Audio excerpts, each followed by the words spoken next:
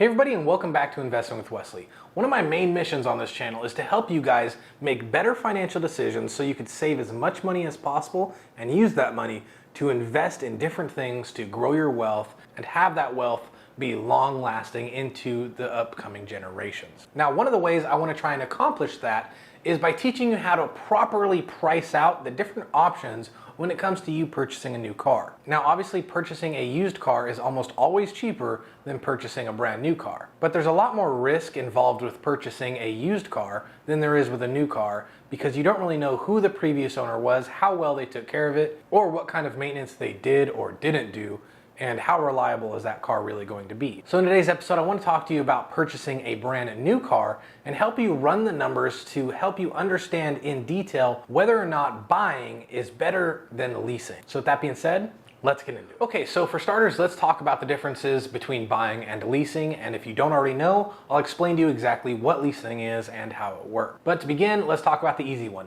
buying. When you buy a car, it's literally exactly as it sounds. You can either choose to pay all cash or do what most people do and finance the cost of the car. When you buy a car, you finance it for a certain amount of time, and then when you are done financing it and the car is paid off, that is your car. You now have this tangible asset, in a sense, to do whatever you want to do with and drive it for however long you want to drive it. Now let's talk about some pros and cons of buying. The first pro is that when it's paid off and you have a car and you can do whatever you want with it and drive it for however long you want until the wheels fall off. Another pro is there's not really a whole lot of requirements that you need to meet in order to purchase a car. You have the money or you have the credit worthiness to purchase the car, and that's pretty much it. And lastly, that is considered your car even though you're paying it off. You can customize it any way you want, drive it as long as you want, put as many miles on it as you want. You can do whatever you want because that is your car. Now let's talk about leasing, because leasing is very different. When you lease a car, you're basically renting the car from the dealership.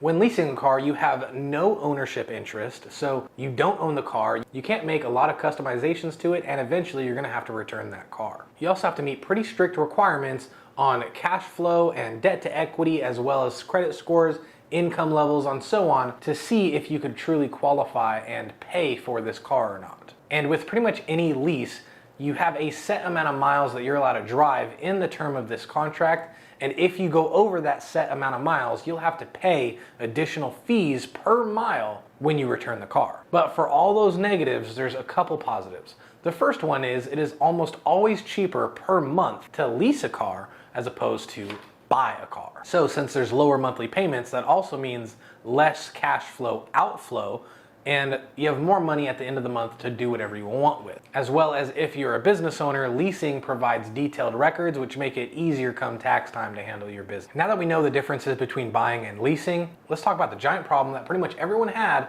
when they purchased their new car for the first time. The first one is a decision to make. Do I want to actually own the car, or do I want to pay as little as humanly possible? Because paying as little as humanly possible would in a sense draw you towards leasing because of the low monthly payment. But then you also factor in, well, eventually I'll have to return this car and at that point either buy or lease a new car, and I'm basically guaranteeing that I'm always going to have a car payment. So maybe buying the car, although it's more expensive now, would be cheaper long run, and maybe that would sway you towards buying the car instead. You could see it's a conundrum that a lot of people have thought about and a lot of people consider, which is why I'm making this video for you right now. Honestly, the arguments for or against buying or leasing are theoretically endless. So let's talk about the raw numbers. Today's episode, I want to show you the math behind this problem and help you to figure it out for yourself which option you should choose. When comparing the total cost of buying and leasing, there's two different formulas you have to use. One for buying, one for leasing. The one for buying goes like this. Down payment plus monthly loan payment plus opportunity cost minus the estimated value at the end of your loan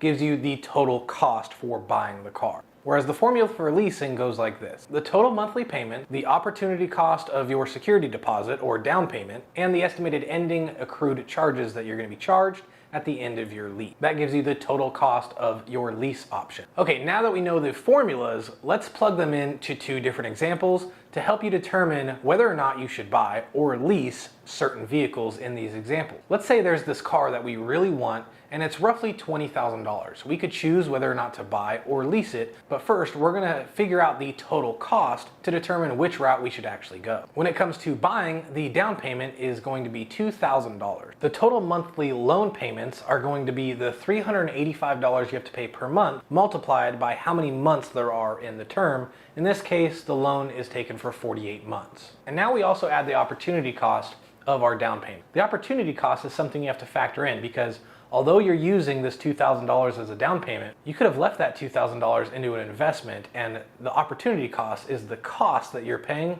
not doing that. To find this, you take the down payment and multiply that by the loan years, in this case it's 4 years, and then multiply that value by the average amount of interest you could theoretically receive by leaving that money invested. In this case, we're going to say we're pretty conservative and go with 3%. Next, the estimated value of your car at the end of this loan is going to be $6,000. So we subtract $6,000 from the total that we added up previously, and that gives us the total cost for this loan. The total cost being just shy of $15,000. Now let's go over to the lease side. In order to lease this car, all you needed was a $300 security deposit. So you put this $300 security deposit down. But for the sake of the formula, you do the same monthly lease payments for the total months that you're going to be leasing. In this case, it's $295 per month multiplied by the 48 months that you're going to be doing this contract for. Next, you add the opportunity cost of your security deposit. Same thing, $300 times the 4 years you're going to be leasing times 3%. Then you add the estimated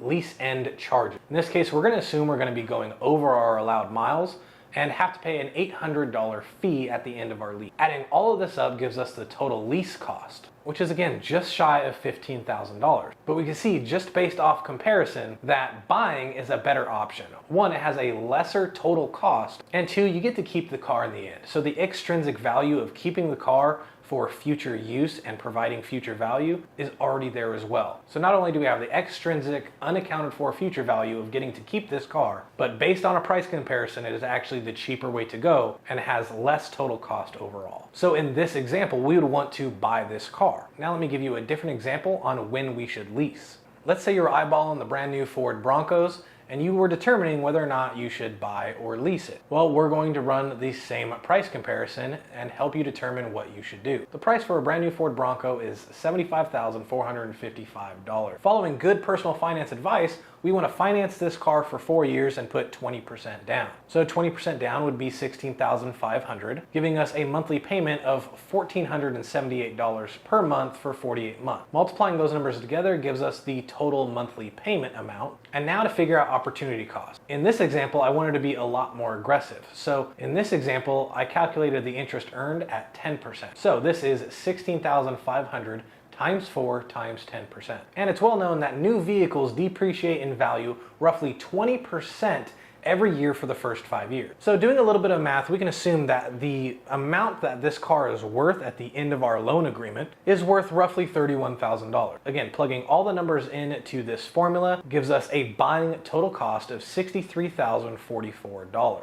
That is a lot of money. Let's talk about what our options would be if we chose the lease option. Well, for this lease option, we're gonna have to put a lot more than $300 down, so we're gonna put $3,000 down. Instead of a $1,500 a month payment, because we're leasing, it goes down, so we're only paying $1,000 per month for the 48 months. Multiplying those together gives us the total lease payments, added to the new opportunity cost, again factoring in 10%, as well as factoring in an additional $1,000 in lease end fees that we might have to pay for going over our miles.